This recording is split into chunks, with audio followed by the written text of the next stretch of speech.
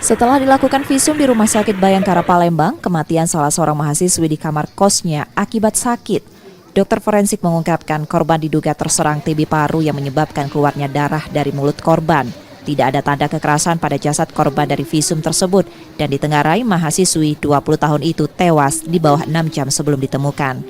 Ditengarai korban terlambat mendapat pertolongan saat sakitnya kambuh.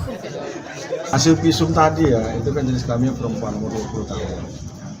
Itu dari mulutnya itu memang ada keluar darah, jadi harus sukar pecah, darah sama bekuan darah. Ya, bekuan darah itu berarti kan ada yang luka di atas.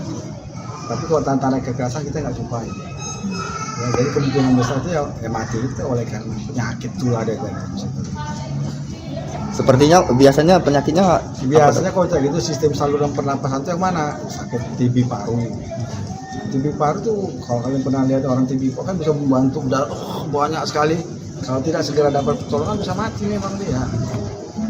Berarti kuat indikasinya sakit ya? Iya, kemungkinan kuat indikasinya ke situ. kalau dari benturan nggak ada. Nggak ada dia. Kondisi meninggalnya sudah berapa lama itu, Dok? Itu di bawah 6 jam besok.